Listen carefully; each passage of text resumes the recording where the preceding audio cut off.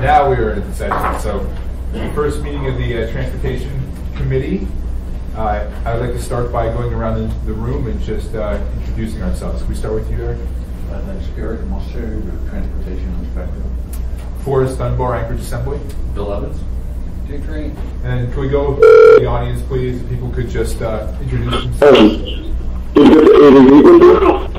Sorry, is there somebody on the phone? Yes, this is Dean Gates. Okay, thank you. Okay. So if we could just go through the audience, please, and introduce yourselves, I'd appreciate it. I'm Susie Smith. Rafael Barbosa. Okay. Rolando Toralba. Go in the back. Raymond Duvaldo. Football Fleet Municipal Attorney. Ken McKay. Martin Baker. Okay, and for the record, we've also been joined by Mr. Weddleton. So, this is obviously the first meeting of the, can we mute that? No, we don't want to mute, actually, never mind. This is the first meeting of the Transportation Committee. Probably be a relatively short meeting today. And if we have some extra time, then we'll have audience participation, and then we could all take a little break before the Assembly has another 3 hours of hearings today. Also note for the record that we've been joined by Mr. Pete Peterson. So just to start, we have this overview of the taxi industry from Mr. Musser. And Mr. Musser, if you wouldn't mind presenting, I'd appreciate it. Thank you. In the broad spectrum today, there are 188 taxi permits within the city. 159 of those are transferable permits that were issued prior to 1994. In 1994, the Assembly changed Title 11 to require that any future permit issued be non-transferable. And so since that time, intermittently, there have been permits issued. 5 in 2001, 5 more in 2008, 5 again in 2010, and then in 2012, there were 15 issued, which brings that total to 188.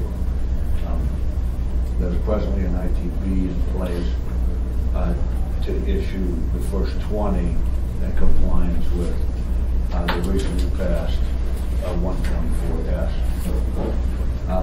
But of those existing permits, 146 are at Yellow Cab. They subscribe to Yellow Cab Dispatch, and 42 subscribe to Checker.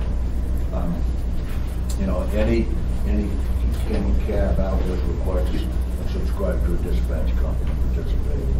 So it's the majority over there at Yellow. Now the structure of the permits themselves is three-tiered. Those that own the permits own the permit. Of the legacy permits, 70% of those are leased to individual operators. The non-transferable permits, of course, are not leasable, and so they're owned or operated by the permittee. So the permit owner at the top is responsible for all of the municipal fees, of permit fees and what have you. Those comprise the required chauffeur license training fee, any post-accident reasonable cause, drug testing fees, fees not associated with just a license or permit. Now the cab owners now are responsible for paying the dispatch company fees. Okay, so they pay a monthly subscriber fee to paint their cars yellow or paint their cars the orange of Checker. And so they pay that fee. They're responsible for insuring the vehicle and maintaining the vehicle. They can also lease it. and all of them, at least in some fashion, those owner operated, they may drive one shift, and then it's back leased the second shift. And it kind of alternates. Some drive during the day, some drive during the night, but they are back leased. And the bulk of the permits are in operation, a good portion of the 24-hour day. The chauffeurs themselves, who may pay an owner to lease a car for a shift, they're required to fuel it and keep it clean, really at all times. And then they collect all the fares. Both companies accept credit cards, and Checker allows the chauffeurs to use Squares or others.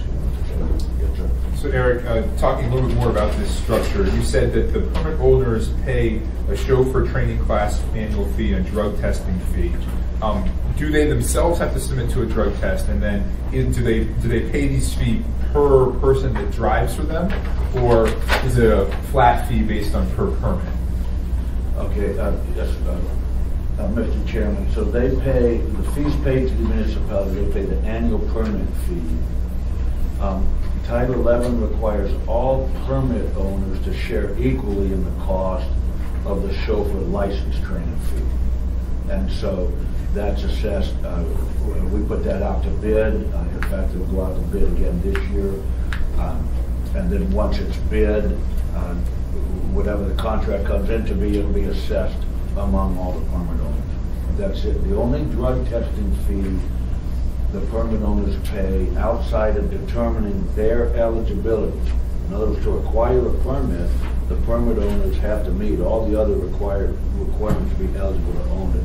They can't have had a felony conviction for fraud, theft, and embezzlement, or the fourth one in 5 years. The municipality has a lifetime prohibition on sex offenders operating, participating in the industry. So there's due diligence involved any time a permit transfers or is issued or acquired. But and they do undertake a drug testing fee as part of that acquisition. But they then don't pay any further, except that Title 11 requires them to pay for the drug testing program, the ongoing, if it's a reasonable cause or a post-accident, the type of test is ordered. And then so we apportion that out as part of the permit. So note for the record, we've been joined by Mr. Steele and Mr. Flynn. Before we move on from here, you mentioned how many taxis are there? So not how many permits, but how many of these cabs are there in Anchorage about? 188. No, there's 188 permits, but so we've got the permit owners and we've got the cabs, the physical cabs. Is it exactly the same? Are there 188 cabs for 188 permits? That's correct. One permit is one cab.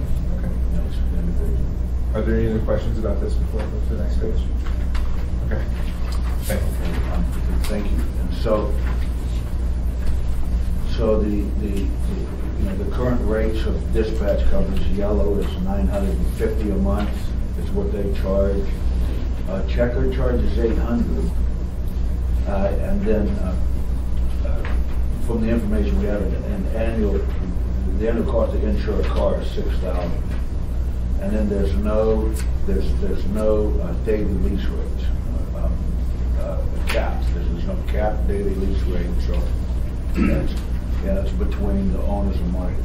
And I'll add, there's no Title 11 requirement of any kind of a contract or any kind of agreement between any level of participation. And so I'm sorry. I'm sorry, are you on page 5? I'm on page 5. Is this the dispatch rates, is that annual or monthly? That's monthly. Monthly.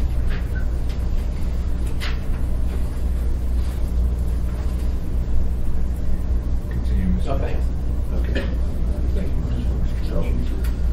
So that's just kind of how it breaks down. We don't regulate, any of those rates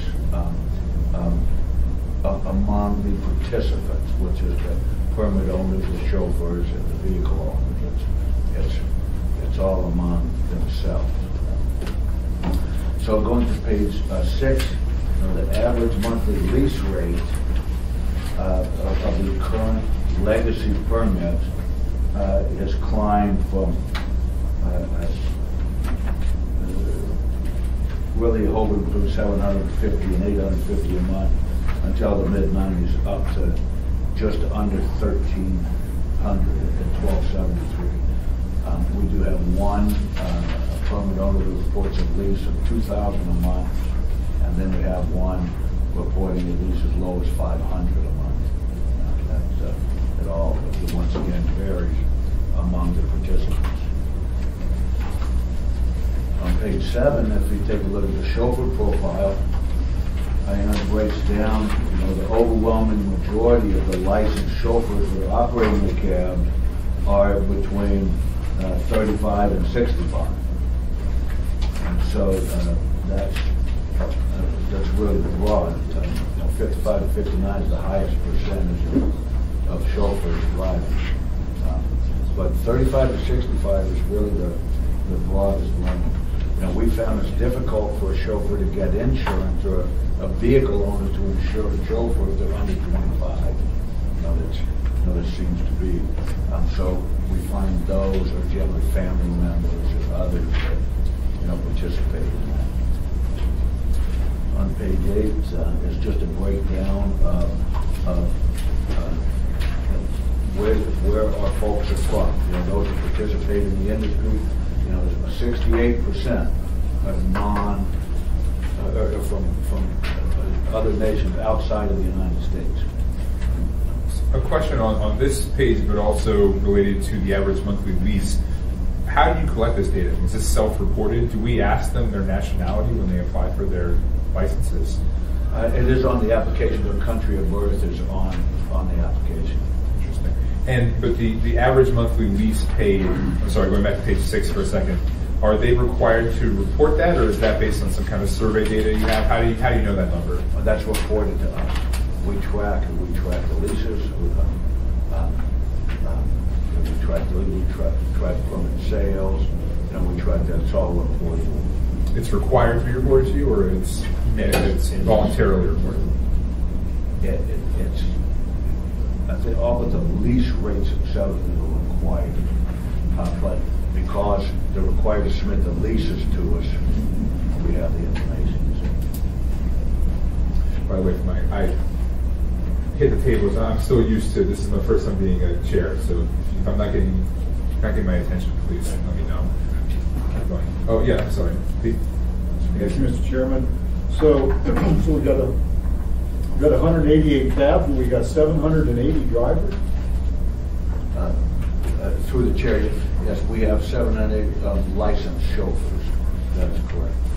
Active licensed chauffeurs.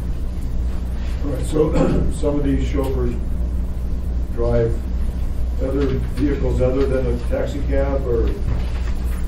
Through the chair, yes, sir. We have about 45 vehicle for hires, and so all of those are licensed chauffeurs. And some of the limousine companies are, required that they have licensed chauffeurs, and so there are those other than. Okay, thank you.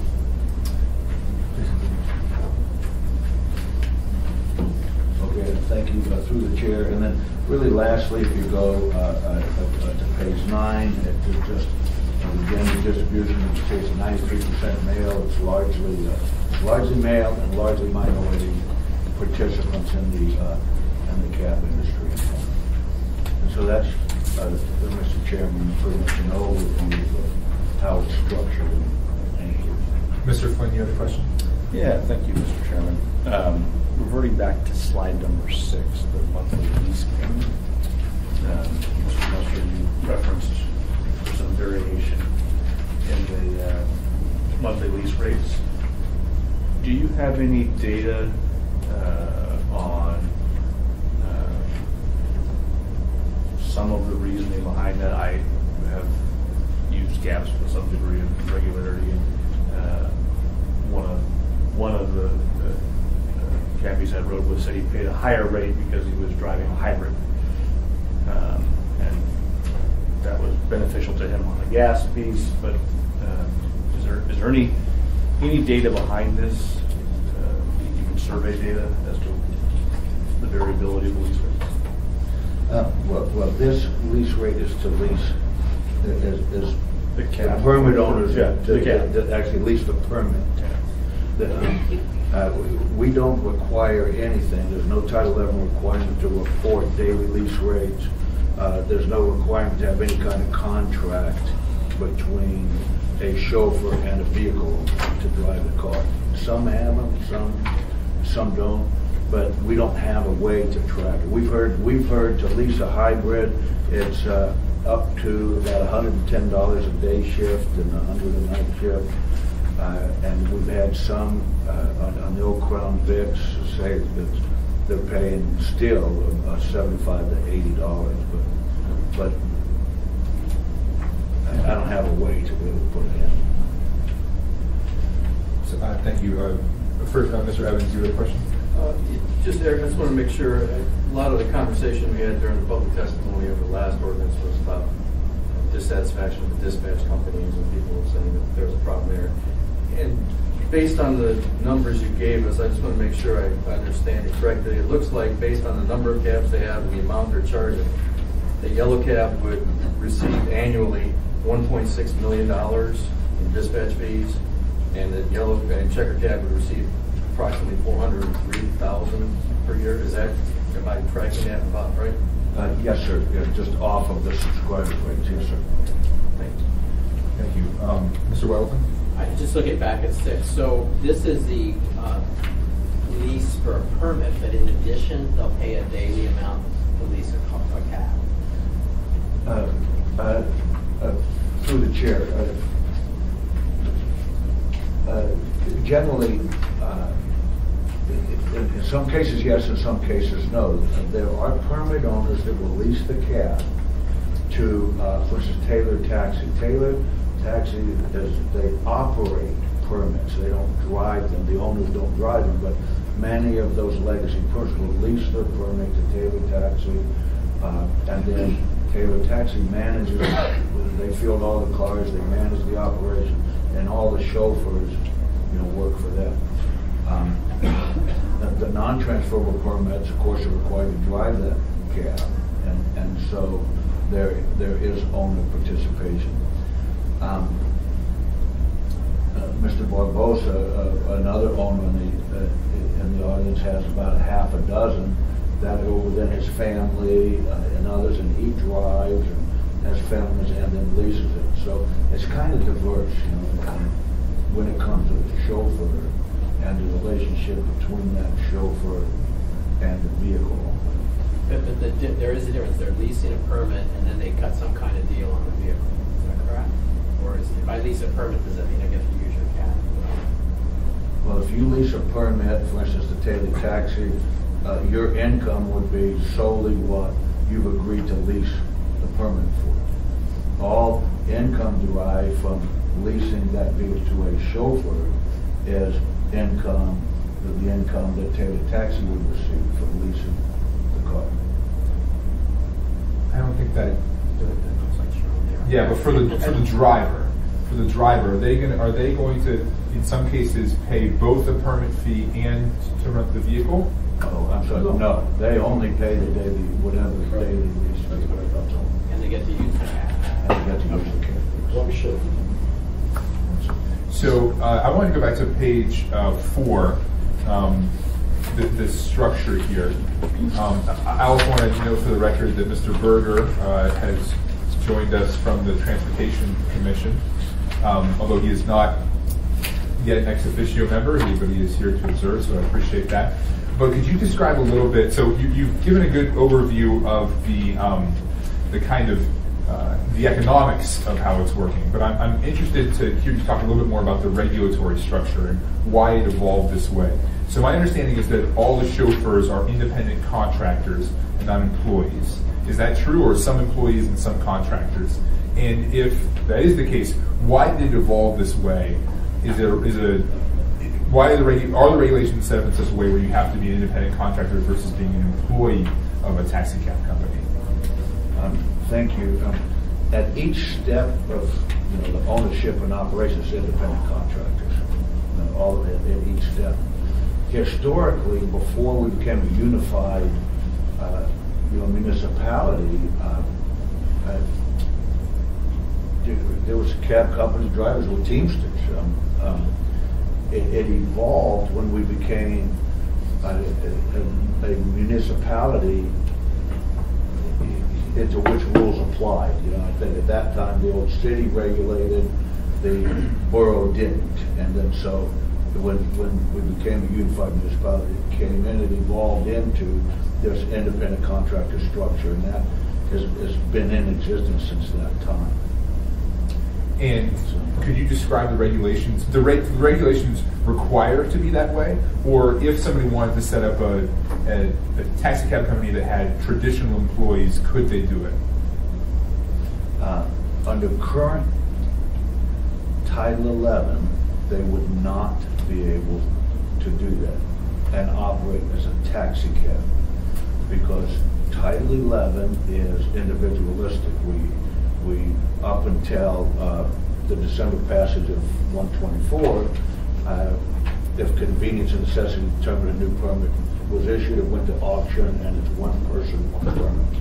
And so there's no provision to allow a business entity to come in and operate a cab. So which is why you have some operators like Taylor Taxi has worked through many years of those kinds of things to become an operator of permit. There was a provision included in the recently passed ordinance that would allow for a nonprofit to come in and operate essentially as a business. They could set up their own dispatch company, but that was designed really to provide either expanded or better service to the disability community. It's the only exception. So you would describe that we don't regulate the prices between these three different levels, or in some cases 2 different levels. We don't regulate the fees between the chauffeurs and the permit holders, or them and the dispatch companies. Where do we regulate costs or charges? How does that work? That's something that there isn't you don't have a slide on that, but I'd like to hear about that with the zones and the fares and that kind of thing. What kind of regulations do we have there? Well, when it comes to the fares actually being charged to the public, by Title 11, we regulate a maximum fare.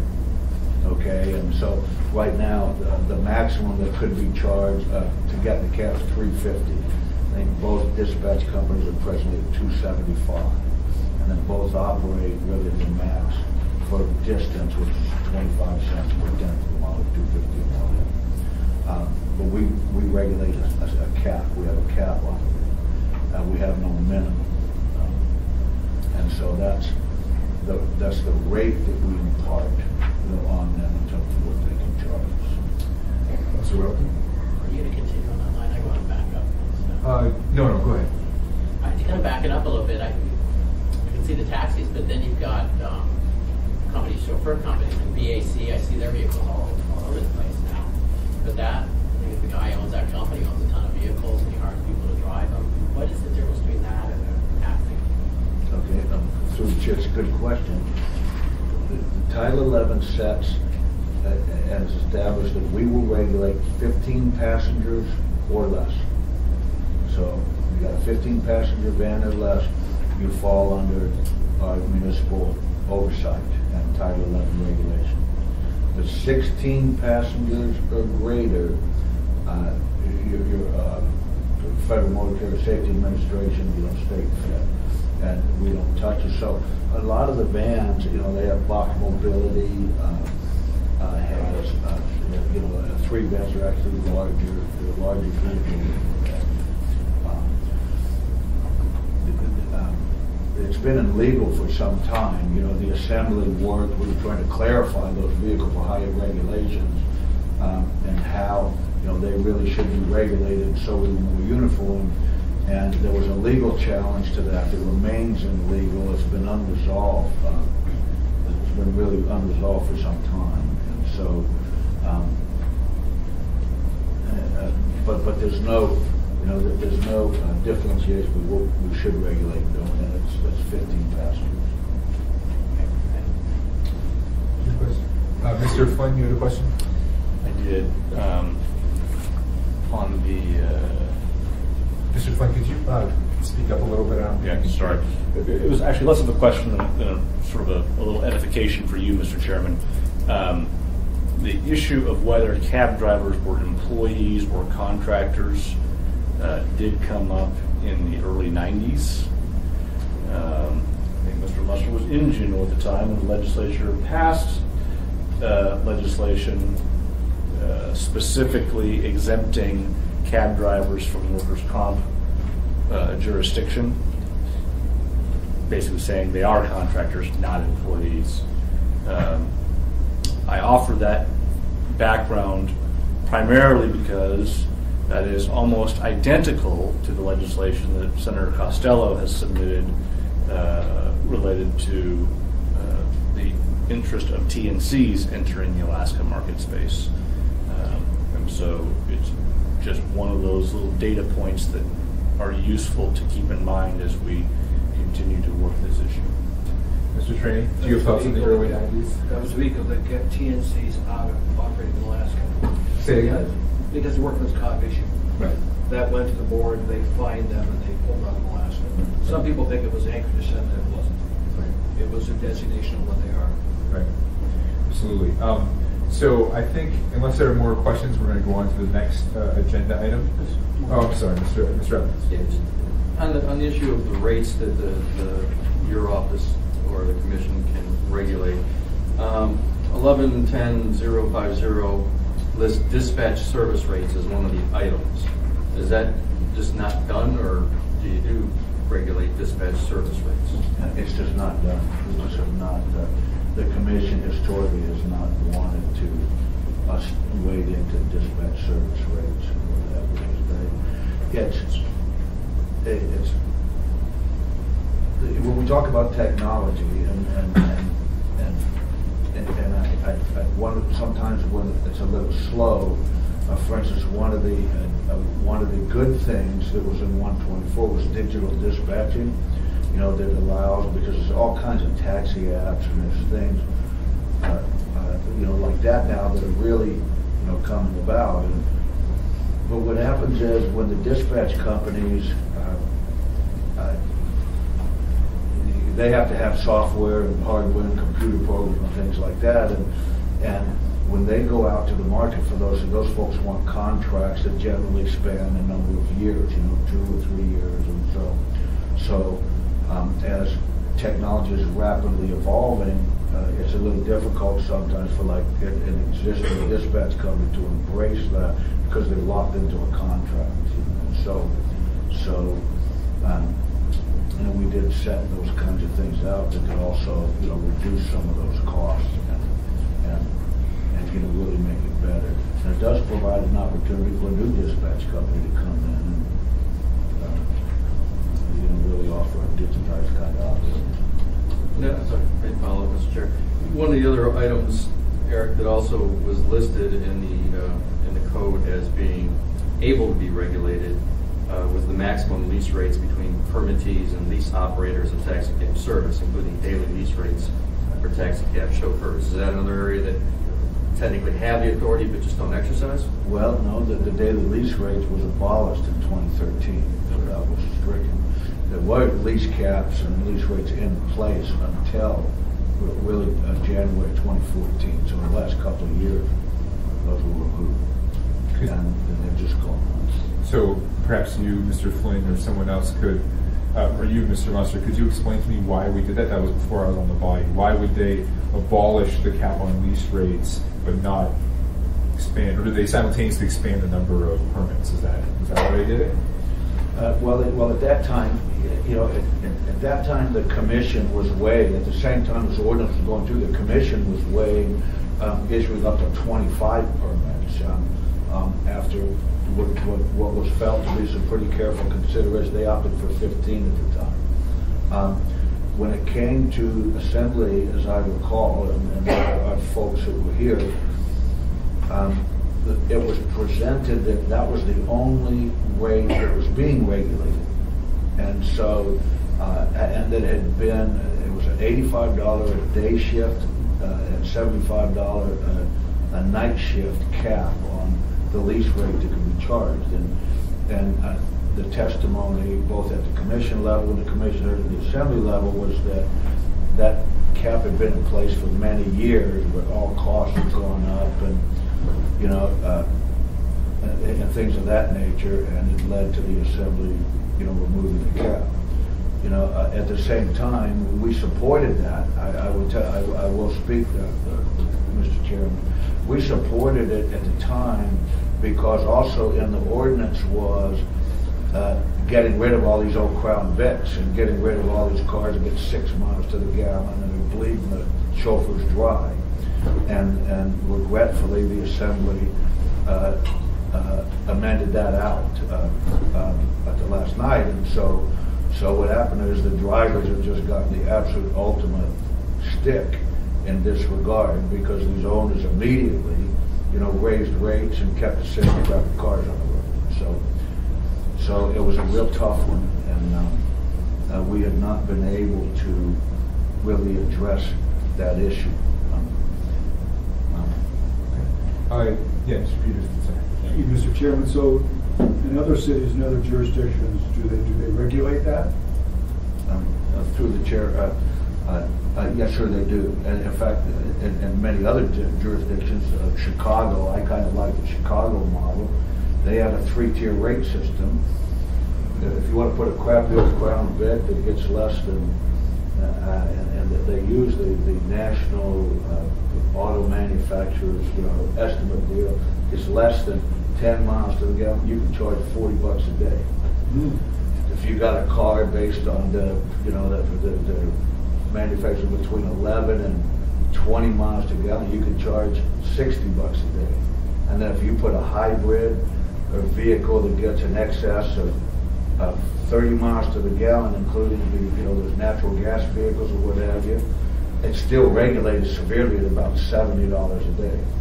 They also have, that model also has maximum weekly lease rates that can be charged, not just days. And that ordinance also requires written agreements from the top down. So, you know, there's no question. You know, and that's just a different approach. And yes, there are other cities. Thank you. I guess I'm shocked at that. I mean, why don't, if you're a taxi driver and there's a guy who can drive, you get a chauffeur license, and you say, I'm going to drive a taxi for a living. And you talk to a permit holder, and they say, yeah, here's my permit, and I got this crummy old car. Why don't I just say, I'm not paying that much for that? But you give me that car over there, I'll pay more. I mean, why is the city, or Chicago, or wherever, why would they be doing that? It seems like the drivers negotiate with the leaseholders, and if you don't like the deal, you take a walk and get a different job, or you go to a different cab or a different permit holder. Just why would this industry have evolved out? This is baffling. And through the chair, I could kind of only say that legacy goes back, it originates out of Boston and New York in the 1800s and has spread its way westward as, you know, this nation grew and the Industrial Revolution took hold from coast to coast. The kind of regulation that is taking place now is from Denver to New York to Seattle to California. The cities are stepping in and they're saying, Houston, you're going to have a caravan, nothing else. You want to drive a cab, it's going to be a caravan. It takes care of people's luggage. It can be disability modified. It can, you know, seat those passengers and nothing else. Several California cities have regulated you're going to have a Toyota Corolla, or some cities you're going to have a Toyota Prius, you know, and some, you know, they've gone down and they've just said you're going to have it and it's going to be 5 years or newer. And then the flip side to that, and then they've stepped aside from quarterly and semi-annual inspections, from, you know, some of those other onus kind of things. They put it on, but they've retained safety oversight. All across the country, we've seen jurisdictions that retain safety oversight, but in an effort to get around to someone. it really comes back down to the wishes of the local governing bodies and how they want to. I have. So I have two questions before we move on. The first is, because you brought it up, the safety inspections. How often do we do the safety inspections, and are they charged every time? And then the second is, I'm curious about if there are any jurisdictions that have gone the opposite direction. Instead of trying to micromanage this industry, are there any that have said, you know, we're not going to do it, we're going to go to more free market model, we're going to let the meters float, for example? I went through the two. Well, it's a twofold question. Part A is currently Title 11 requires the vehicle inspections if it's greater than 200,000 miles quarterly. If it's less than 200,000 miles, it's semi-annual. For cabs, for vehicle for hires and limiters, it's annual. They have an annual inspection. That's generally the month of registration. So we look at it. Every 90 or 180 days, depending on the miles on the car, and that's done by the contract. We go out to bid on that. Right now, Express Loop has a contract, and so it's $65, and the owners pay them. They don't pay us, and they measure the tires and they measure the brakes, and Title 11 has a very detailed list of items to check and that are required to be in working orders, from door locks to no broken knobs and handles, no large cracks in windshields, tires have to be 2 millimeters or so of treadwear left or more, and all that. And those are kind of important things because of our road conditions and things like that. And so it's done by contract, and then we recertify the meters every time. So the vehicles go to the contracted inspection station, they have an inspection, and then it's brought to us, and we do a meter run, and we kind of recheck the vehicle, and then we certify the meter. So the first part of my question was, the second part was, are there jurisdictions that have gone the opposite direction and allowed meters to float, and if so, what are the results of it? Through the chair, the most recent city that I've been monitoring is Sioux Falls, South Dakota, and Des Moines, Iowa. They, with TNCs, coming in and that whole fight, what you're seeing across the nation is if a municipality has attempted to regulate a TNC, they've gone to the state and said, we don't like the city, well, the state take over, and they've done that with some pretty healthy success around the nation. They've met with some failures. So I was watching this, and the latest one was Sioux Falls last year, and I called the municipal attorney down there, and I said, well, what are you doing? What'd you do to your cabs? And he said, they clip the meters, and they do what they want. That they weren't going to get into a battle between, what they could do as a city and what the state was doing. At the same time, now in California, we're seeing the Regulatory Commission of California now start reverse some of those free-flowing kinds of deals. And I think the evolution of these TMCs is too early around the country to really assess long-term impacts. The data, I think, is overwhelming that the safety concerns don't change. And so, and I think when you're seeing some revertment back to some type of litigation, it's more focused in the safety area than more broad-based rate regulations and things like that. Mr. Flynn? Just on that point, about a year and a half ago, 2 years ago now, I spoke with a mayor from California, and as Mr. Musser indicated, their Public Utilities Commission, which is the equivalent of our RCA, took over regulatory authority for TMCs and sort of took it away from local government, and their reaction at their level, the local level, was to relax a lot of the fees and regulation on taxi cabs in order to allow them to continue to compete in the market. I can't speak to how successful that effort was. Mr. Musser probably has more current information than I do on how things are going in that specific state, but it is something that if TNCs are going to operate in Anchorage, we have to be cognizant of how we structure our regulatory and fee structure for the cab operators. Right. So one last question for you, Mr. Peterson, then I'd like to go on to the implementation of the taxi ordinance. Okay, thanks, Mr. Chairman.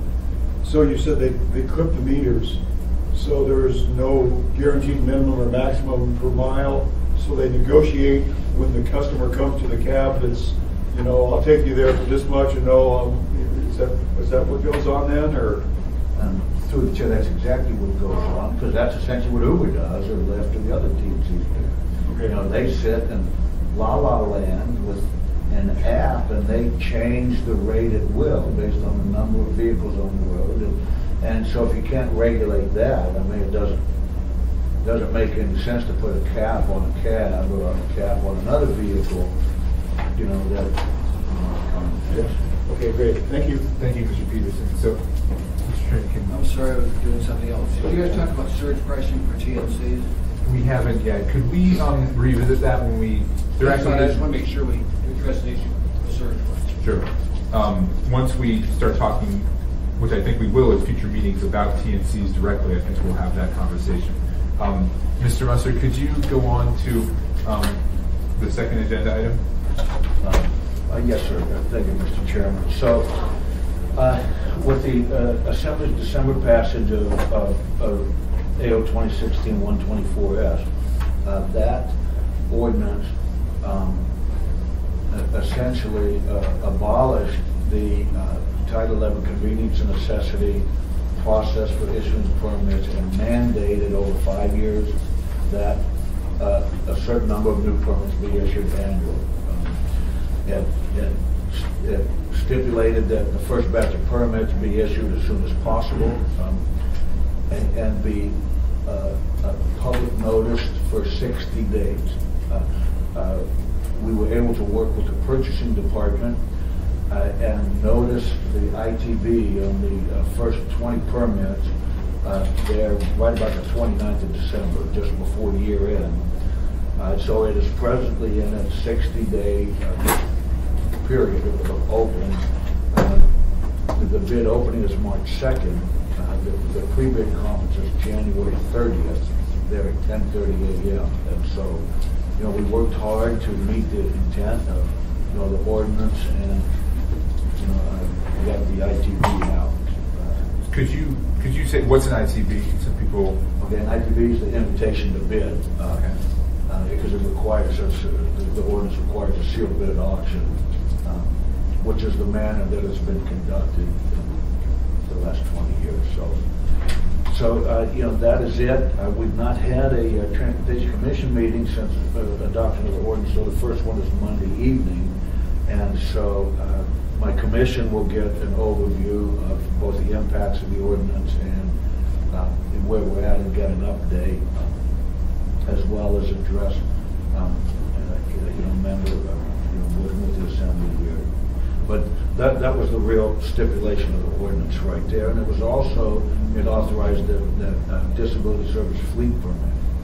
I met with the State Council of Disabilities this past Tuesday. We're going to do a webinar with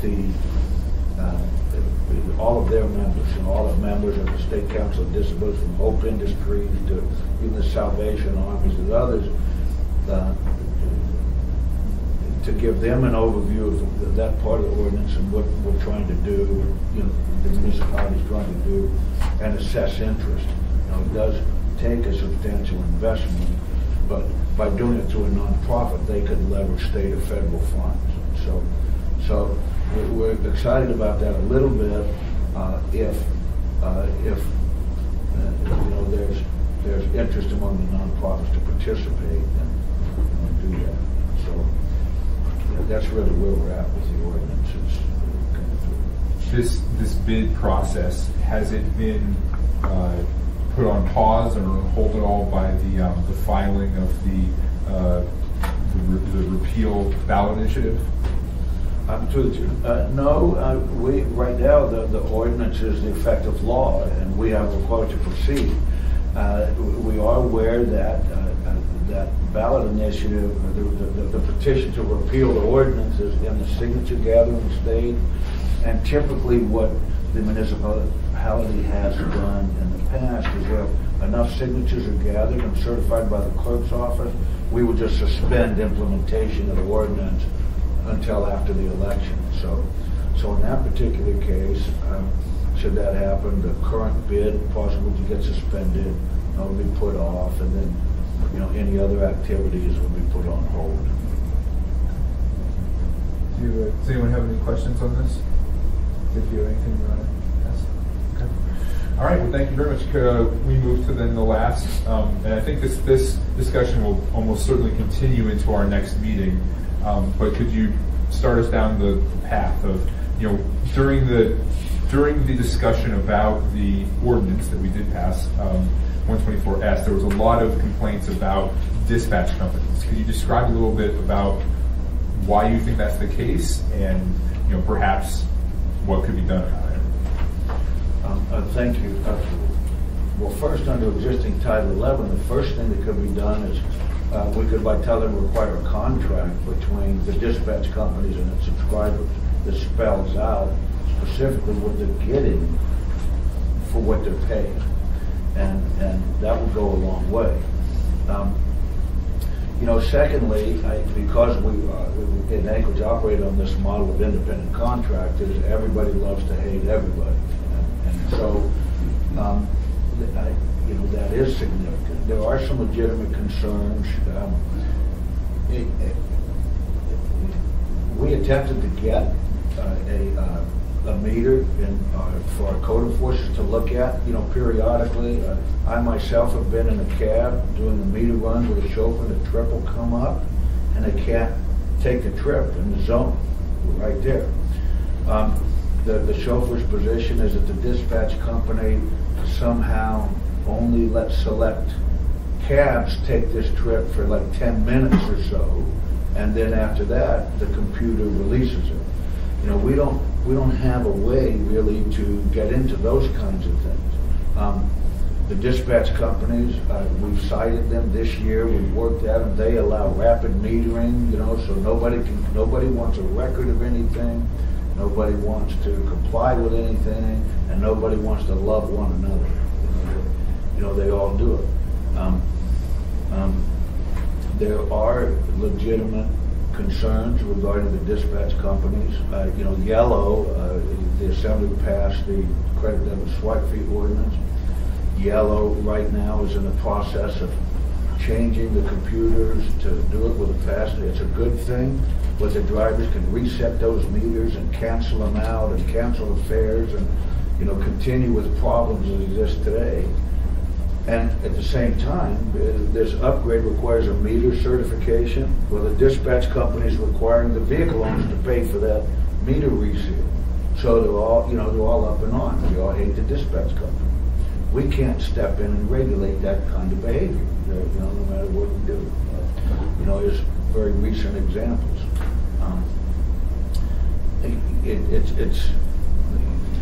It's really quite a can of worms, I think.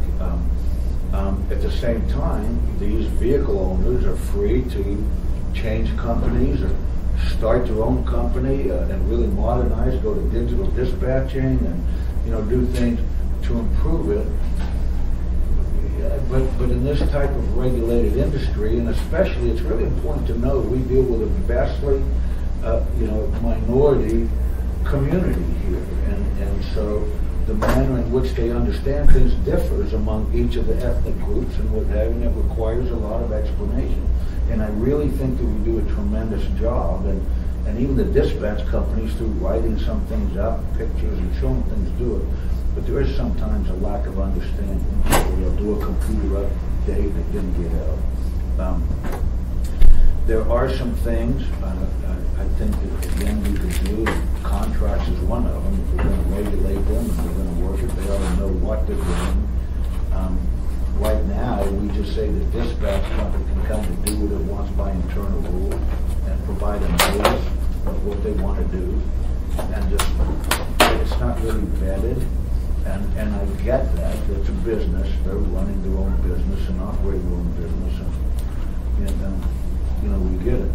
And so I think as we sort of go down that road, I'd rather look if it comes up with a specific issue. And I think if we do that, it might be more positive, and you know, it might yield, I think, a better result than continuing down the road of a broad-based, I think, disagreement of the other parties. And, you know, I think with that, this is for you, Mr. Chairman.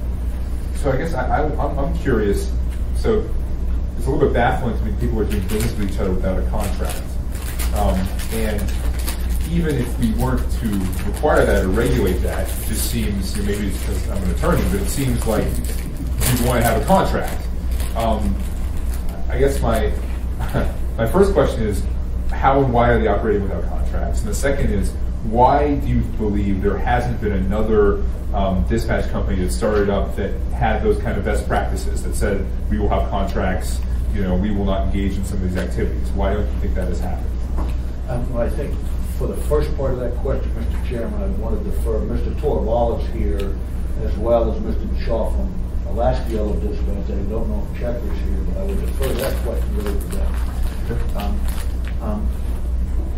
Related to the second part,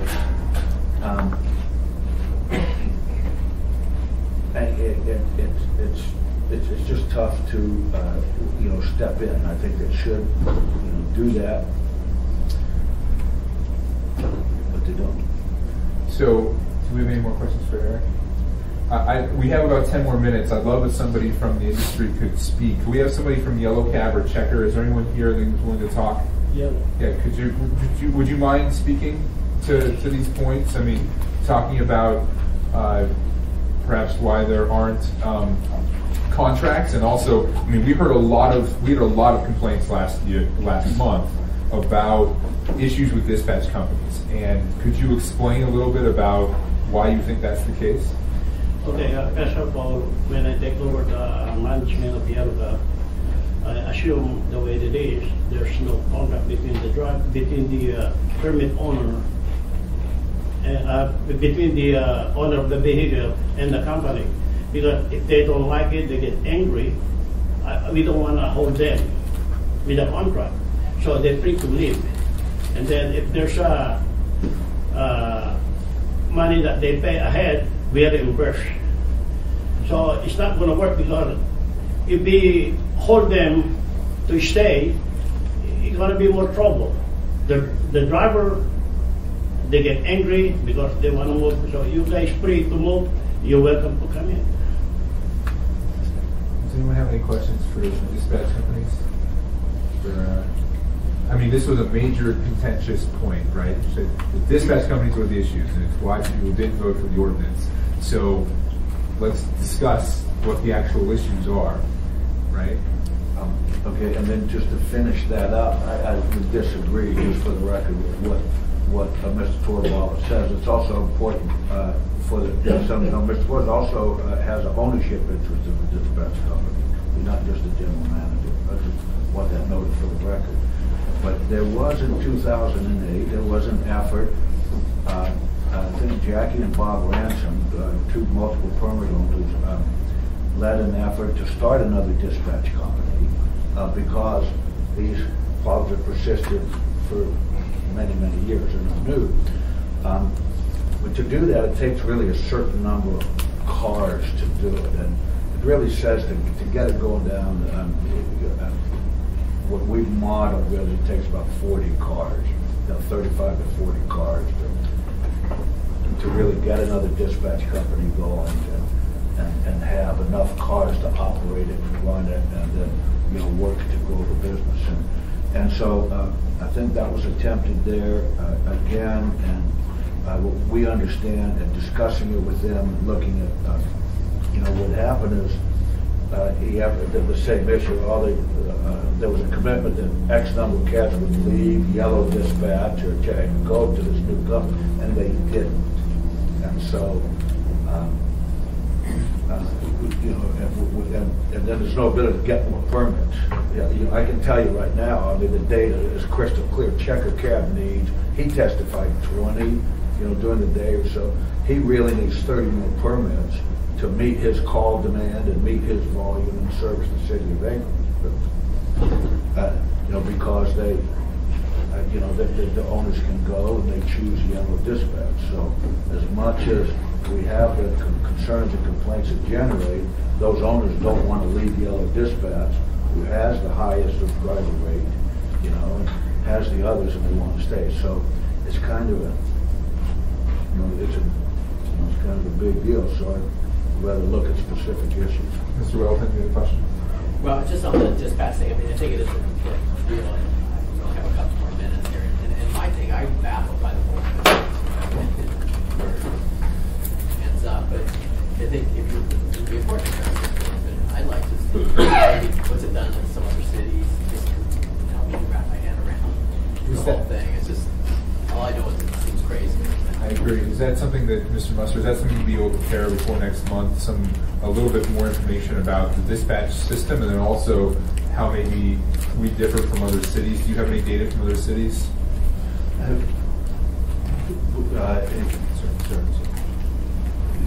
Not with just how the meters operate. I mean, we look at regulatory environments from other cities, but we don't dive into how they're using both Yellow and Checker subscribe to Digital Dispatch Solutions out of Vancouver to provide the software and the stuff they use, and they're one of the largest that provide that system around the country. It's a deal, but I can look. I can look to provide some detail on this dispatch and provide an overview of some of that. That would be great. Mr. Evans? Yeah, I was just going to say, in the past, I know certainly Checker, and I think Yellow also has offered to have folks on the Assembly or the Transportation Commission come view their operations if they are willing to do that. I'm pretty sure Checker is, and Mr. Cabal can talk about whether Yellow is willing. You can schedule a committee meeting actually at the location. You can see actually how it works. I think it'll give you a better sense of this kind of nebulous industry out there. Sure. Well, we only have a few more minutes. Is there any more questions? Otherwise, Mr. Yeah. My question is, are there communities that have centralized dispatch, either through regulation, ordinance, or something?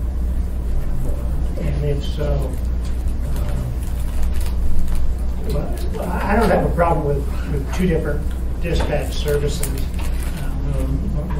What I think is necessary is digital dispatch and priority based upon location, based upon closest available cab. And it just seems to me that that will help tremendously. But I believe you would need centralized dispatch. I don't know those questions. Mr. Muster, do you have anything to add to that? Well, I can tell you that's largely in the broad-based spectrum not done. First, because it's so susceptible to a whole host of issues. And around the country, you have two models of regulation.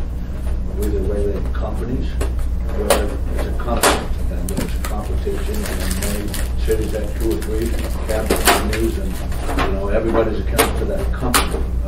And then you have the New York, Chicago, Anchorage model of independent operator, independent contractor model of operation. The only areas you're seeing consolidation and referrals, and some of that is thanks to the TMCs who don't want to provide disability transportation, is I really like what New York has done, and New York has gone to what they call Disability 311, and it's the whole 5 county areas around Manhattan everything is truncated right into Disability 311. All of the cabs of the companies, and they're not just Yellow in Manhattan, but the others all have to register and operate those disability cabs through it. And in this case, I had a photo. I can try to find an Uber who operates extensively in New York, added an app button that refers folks that want to use the Uber app and need disability transportation. It refers them to disability treatment. And then, they're all assessed fees of some form of fashion for those kinds of things to work. It's a model. We're in our infancy here, but it is a model that we're working with the disability community to try to get to. The dispatch companies aren't going to cooperate. Checker Cab disabled his app. With the advent of Ubers, they had an app, they got it, they had it, they disabled it because they didn't like it. So in some way, we especially try to work with the companies, but then they're their own worst enemies with, stymieing these kinds of innovation advancements. Realistic, it's realistic for the different, the two dispatches to compete somewhat and to service their own cabs or the cabs that are their colors and their signed up to them.